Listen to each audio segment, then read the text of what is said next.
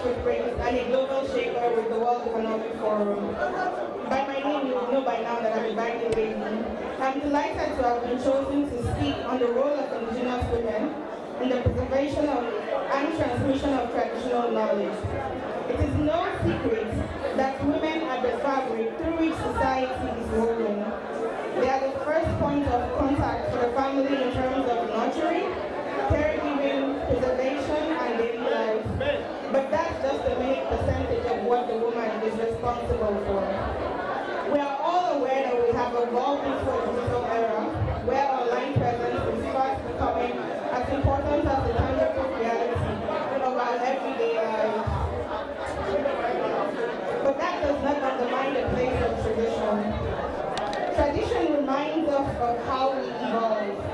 It is a footprint that should not be wiped because it shows the way back home. No matter how far we travel, the home will always be the place of comfort, solace, and identity. This is why women are in the best position to preserve our indigenous identity and knowledge because they are easily influential, they understand the use of dialect, they dress beautifully in all types of attires, and no wonder it is called the mother tongue at the end of the day. Have you ever heard of a father tongue before? I hear mostly mother tongue, so it means that we are very important and very crucial to transmitting knowledge to the younger generation. Have you ever noticed that it's easier to talk with your mother in your native language, no matter how refined your English is? So if you like speak in posh posh or whatever, you still come back to your mother and you relate with her in your dialect. The big question now is, how can a woman influence the transmission of indigenous life to the younger generation? I'm going to be a bit biased because I'm baggy, and I quickly did a definition of the word the baggy woman is. For me, the G stands for graceful.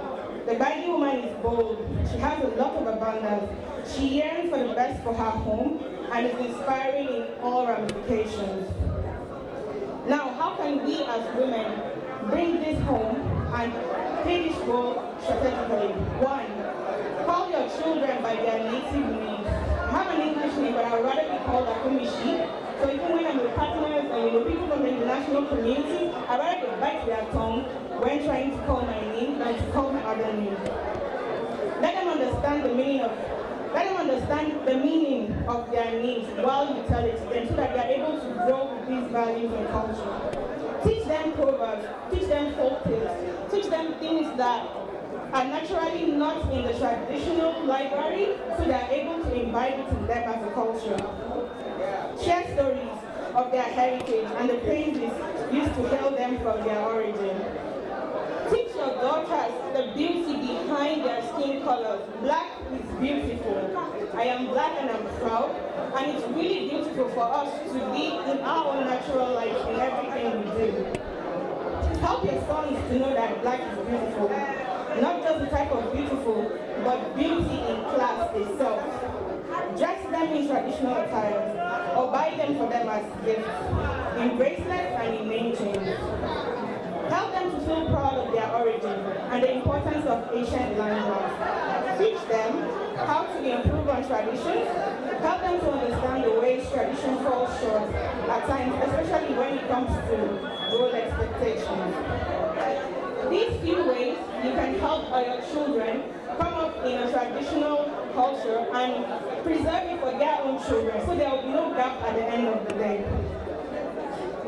There's nothing more interesting than knowing where one comes from, and it makes it easier for one to belong as an identity with the people. If there's anything we should remember from this talk, it is that indigenous identity is important in the modern world, and women can help preserve that identity through distribution and knowledge sharing. I'd love to bring my speech to a close with one of my favorite quotes by Louisa May Alcott on preservation, and she says, "Preserve your memories, keep them well. What you forget, you can never tell." Thank you so much for listening, and enjoy the rest of the day.